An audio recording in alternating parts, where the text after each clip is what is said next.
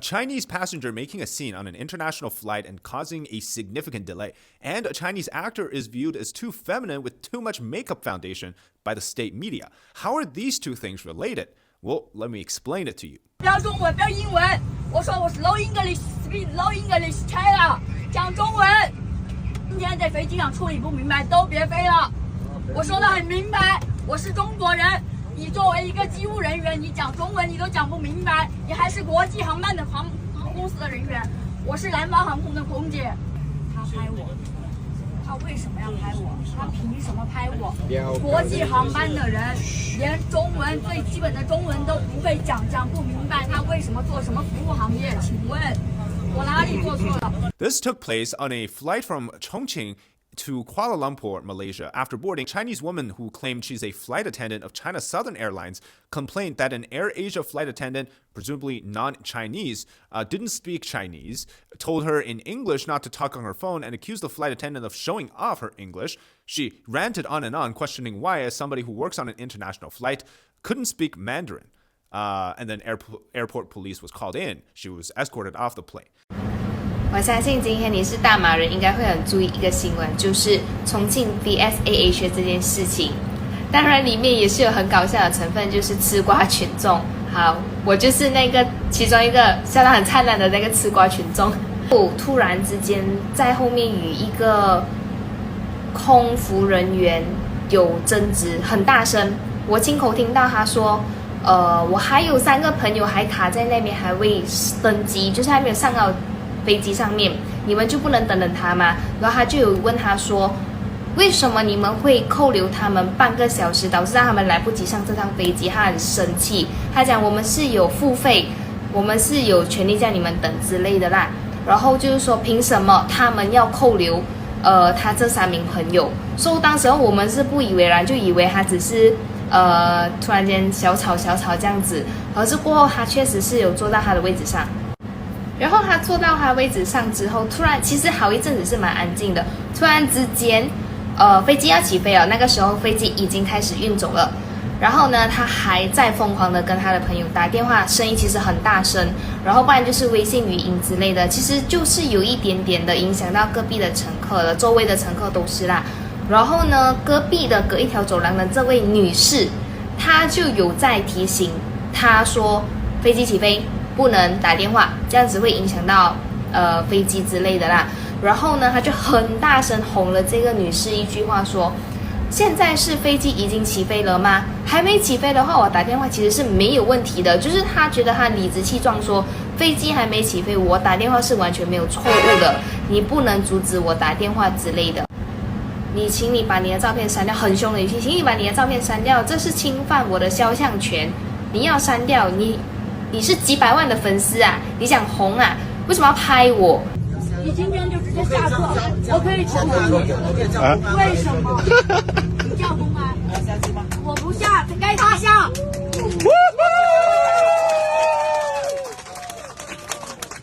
很好，你最帅，你最漂亮，必须的，满载了。真的。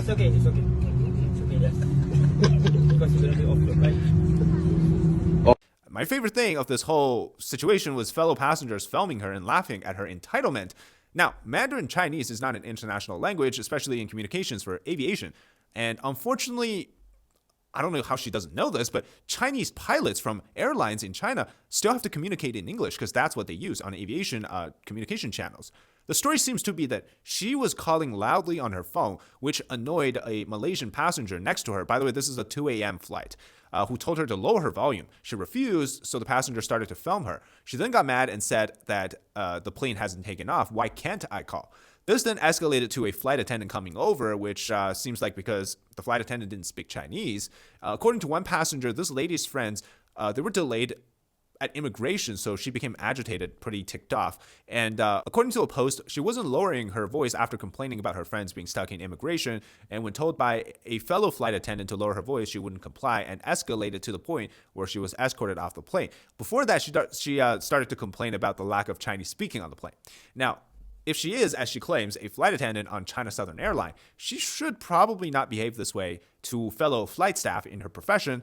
And we all know that there's so much stress in air travel. This is a 2 a.m. flight. People are tired. They want to rest. They don't want to hear loud sounds, especially somebody talking on their phone. Now, if you are a flight attendant, that's the least you can do to be respectful while you travel, right?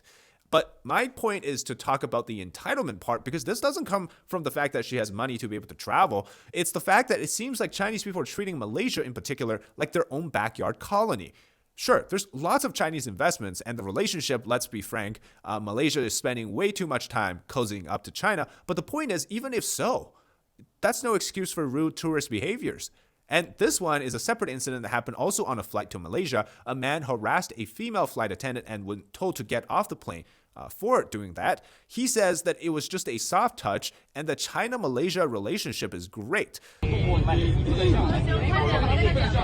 中马关系很好的，来来来，我给一个问题，不是这个问题，不是法官，不是法官，不要跟我说，跟导游说，导游说。 Wow, so great relationship means you can sexually harass somebody? That's okay? Here's a man who got mad that there's new Taiwan dollar, a currency that belongs to Taiwan, is listed at a foreign exchange kiosk in Malaysia. China, and I found a mistake.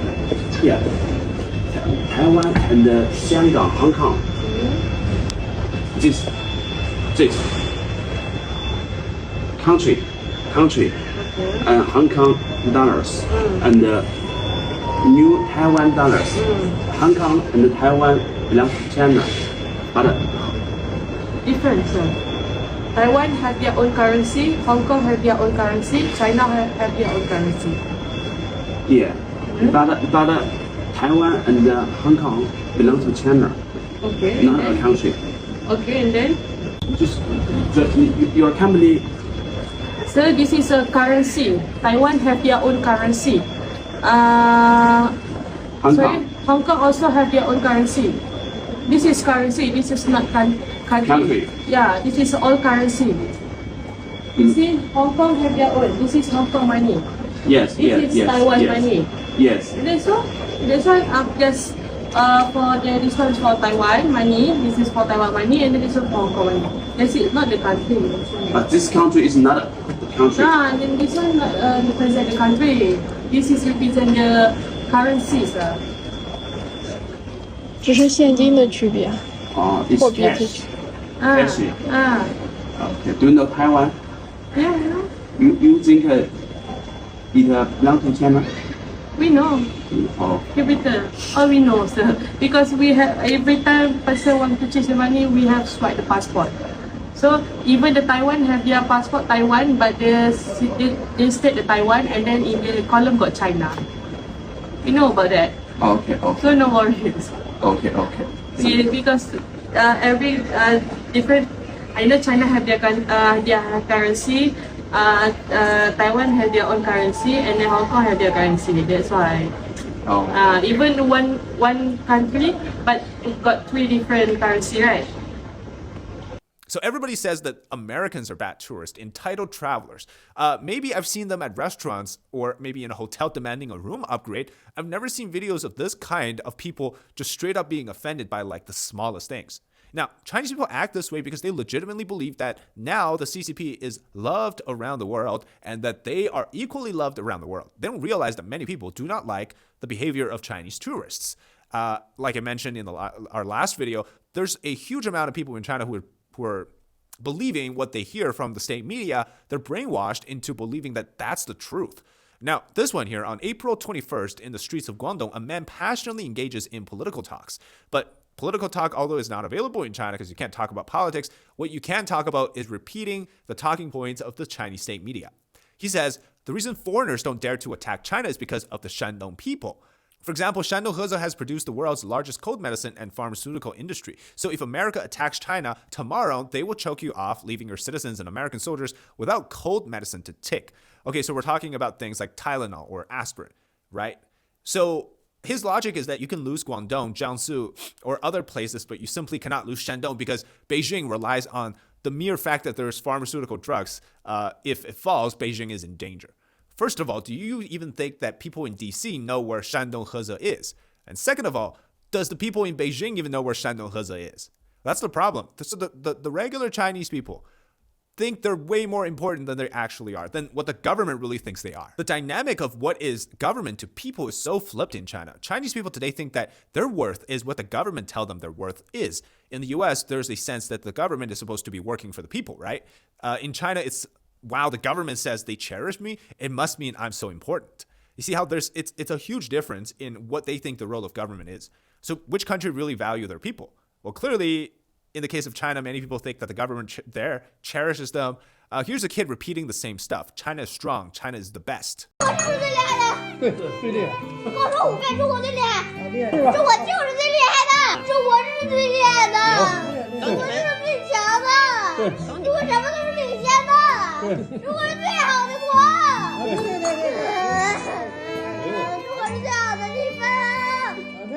So these people have something in common, which is that they're the base or the core supporters of the regime. But China hates it when you dissent from the core.